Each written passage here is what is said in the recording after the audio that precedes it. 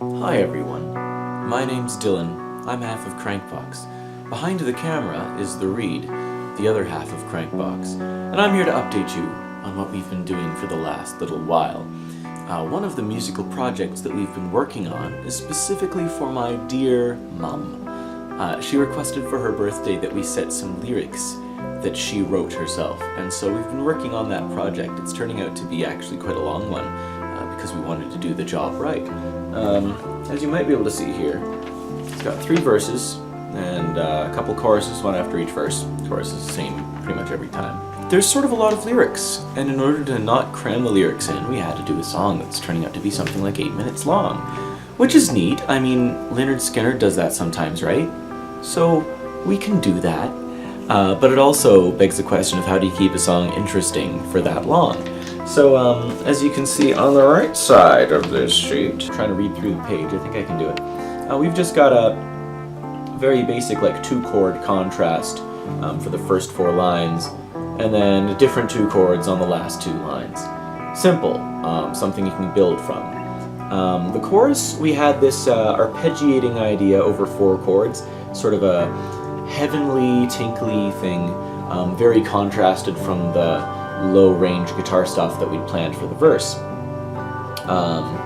The second verse, we've got it basically over 1 chord as a drone.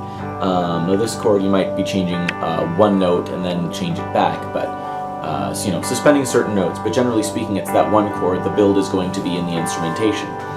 The second chorus is similarly sort of a drone scenario, but what we're actually doing there is droning 1 single chord and just tinkling on that over and over and over again and having the melody illustrate over that. And then the third verse we decided to go to make sure that things were escalating. So every line modulates up a semitone so that the piece keeps rising, and we managed to connect that back so that the chorus afterwards actually makes sense. We've taken a listen to it. You can hear it in the background, probably. They're probably playing it in the next building over. And the chords actually work, which I'm happy with. So hopefully we'll have the whole 8 minutes of splendor done soon. But that's been occupying our musical efforts because my mother's birthday was actually in March, and as for the hiatus I told you about, this has been... we haven't been working for a little while, so we're trying to catch up on that thing first. Album stuff, though, we've been doing some thinking, we've got some ideas. I'll tell you about that next time. Until then, I'm Dylan, half of Crankbox, Reed's behind the camera. See you on the couch next time.